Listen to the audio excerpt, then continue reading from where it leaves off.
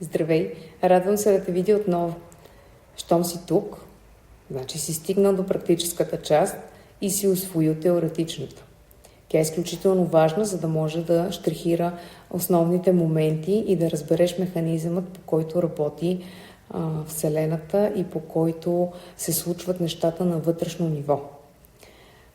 Днес ще започнем с първата практика, която е изключително силна и която дава много реално дава ситуацията в твоето съзнание и за това какво живее вътре в теб.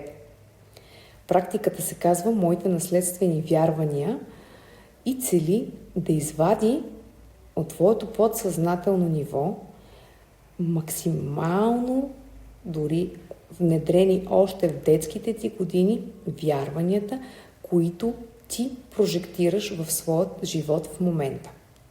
Какво искам да кажа? Вярванията, за които говорихме в теоретичната част. Първо работата, после удоволствието, парите не растат по дърветата, парите развалят хората, трябва да се трудиш здраво, за да заслужиш нещо и така нататък. Този тип вярвания най-често са ни насъдени в миналото. Така че днешната практика е с работата върху тях.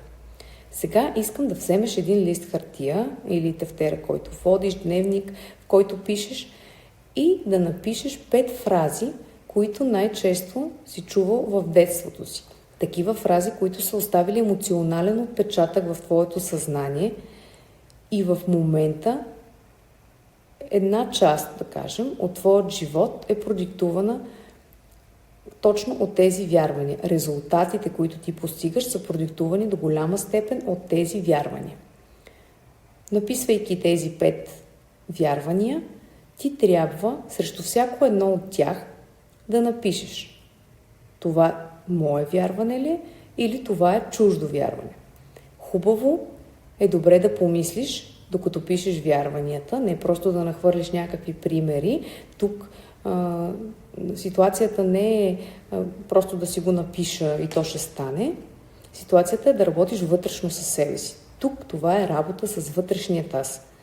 Така че е важно тези вярвания да са отговорни за теб, да са отговорни в твоето подсъзнание и истински да си ги чувал и да са оставили емоционален отпечатък.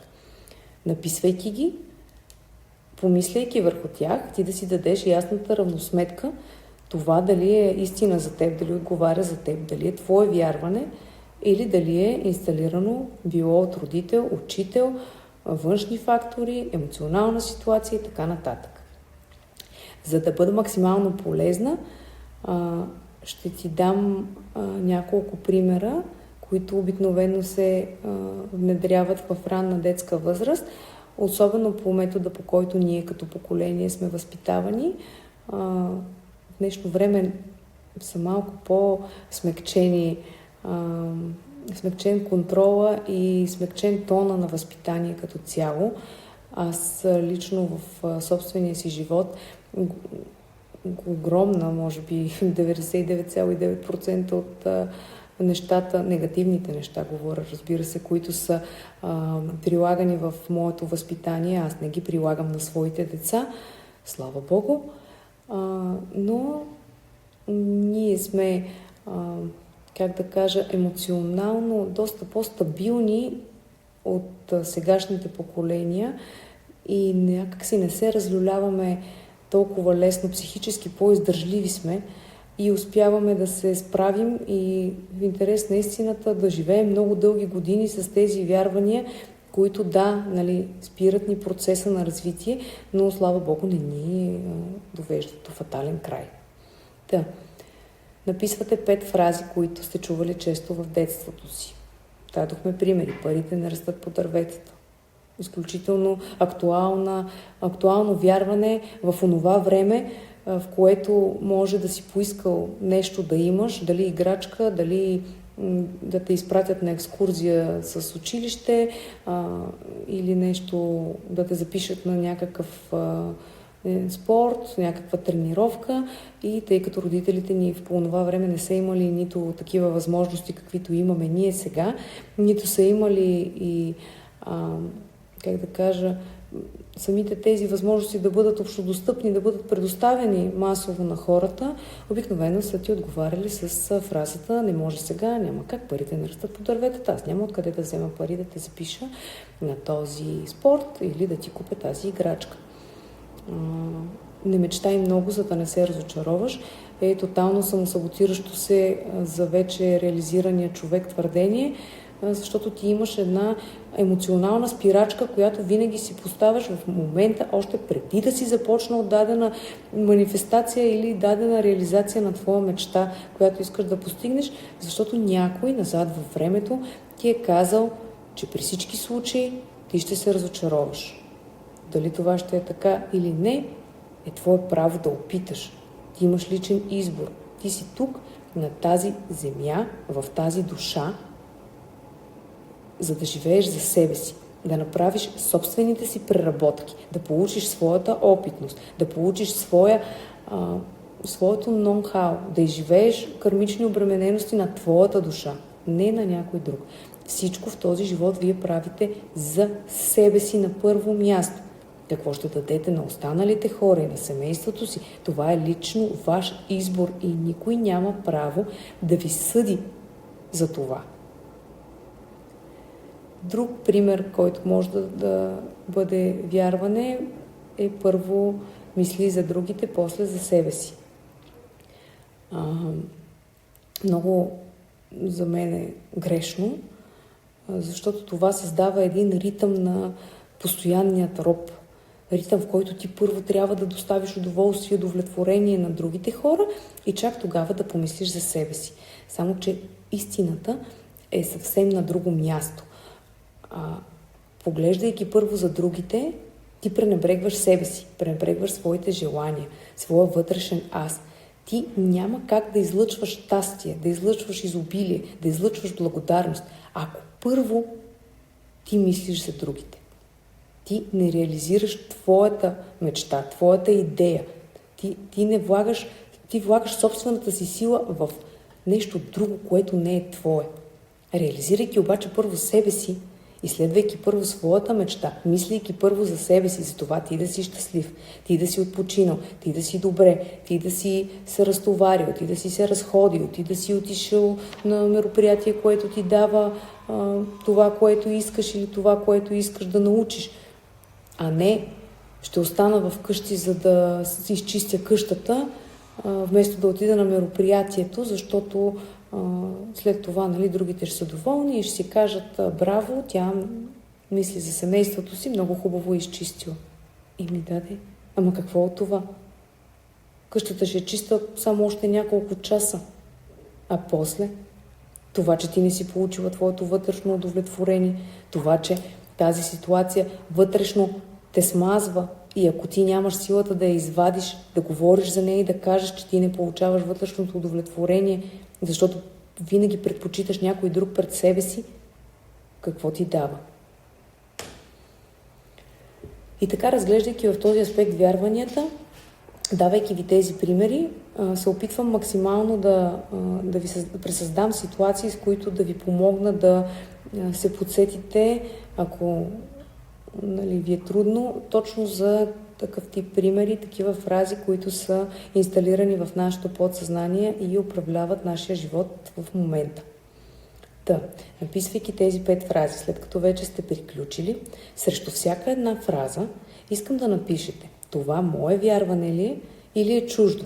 Това вярване актуално ли е за мен? Вярно ли е за мен? Или ми е внедрено от външен източник? Без значение от кой, от родител, учител, общество и така нататък. След като сте готови с тази част и изведете цялостната структура на вярванията, е време да вложите максимално много положителна енергия и вибрация и да създадете новото вярване. Това, в което наистина отговаря за вас, което вие виждате истинския смисъл, което ви движи напред. Пример. Парите не растат по дърветата. Аз съм изобилие от позитивна енергия и ресурси. Точка. Или както вие сметнете, че е добре да го перифразирате спрямо вашите виждания и както го усеща вашата душа. Трябва да се трудиш здраво, за да заслужиш нещо. Ново вярване. Благодаря, че всичко в моят живот идва с лекота и в пълно изобилие и моята работа ми създава единствено щастливи спомени и желание аз да се развивам в още по-големи хоризонти. Ако не искате да е толкова дълго, просто може да напишете: аз съм тук и съм отворена да получавам, защото моята душа е на този свят, за да бъде щастлива. Аз заслужавам всичко, което искам да получа, за да бъда щастлива. Не мечтай много да не се разочароваш. Аз съм източник на позитивна енергия и моите мечти се трансформират в действия и в положителен краен резултат. Аз мечтая с душата си и всичко, измечтано с нея, се сбъдва в пълна хармония с мен. Примерно. Или друг тип формулировка, която отговаря на вашите нужди. Важно е, създавайки новото вярване, да го създавате лично. Аз. Второ, да го създавате в сегашно време. Дори това да не е така. Вие пренаписвате програма. Вие не сте магиосни като Тос, да щракнете с пръсти и сега от офиса аз да се трансформирам на някой страхотен остров. Вие пренаписвате програма. На тази програма и трябва време, за да проработи. Написвайки я в сегашно време, вие, чувствайки я по възможно най-високо енергийния начин, вие я изпращате към Вселената и от тук нататък само вашата работа е да очаквате нейното сбъдване възможно най-скоро, но поддържайки искрата, поддържайки вярата в това, което сте написали. Важно е не просто да го напишем на лист хартия, важно е да го усетим и то наистина да е истината за нас. И да няма сила, която да ни убеди и да ни накара, че това не е така. Аз вярвам, че съм на този свят, за да живея в изобилие, да предавам моята мисия на хората и да направя света едно по-добро място. Аз вярвам, че това е така. Който иска да дойде да ми каже нещо друго, окей, това е твоята истина, не е моята. Аз съм тук с друга мисия. Така че усетете го максимално дълбоко в душата си и максимално го почувствайте, за да може да изпратите посланието силно. След като направите целият този цикъл, искам да застанете спокойно, да си отделите още малко време на тишина и да прочетете на глас всяко едно твърдение. Това твърдение, изброявате твърдението, вече не е мое и то не ми служи. Моята истина е, и казвате новото твърдение. И така за всяко едно твърдение. След всяко твърдение вдишвате 4 секунди, задържате 5 секунди, издишате 8 секунди. Има, ако ви е трудно, и друг по-кратък метод за вдишване, задържане и издишване, но аз съм усетила при работата си и правейки практиките, че тази последователност на вдишване, издишване и изпускане изключително много успокоява мозъка и го вкарва в едно състояние на, на тотален унес, тотално спокойствие, възможност, в която точно в този момент да хванеш, слабата му страна, когато той едва ли не е като зашеметен, дори си го представете, и да импортирам новите връзки, които създавам. Надявам се практиката да я направите по начина, по който ви казах, защото тя се случва и се реализира тогава, когато изпълним всички компоненти от нея, да си дадете време за себе си, вашата душа и личност, за да се случи, да поддържате огъня в нея, защото ние не се променяме в понеделник само за вторник. Ние се променяме понеделник, вторник, сряда за нашия по-добър живот, който искаме да живеем. Промяната започва отвътре. Направи практиката и ще се видим в следващата. До скоро!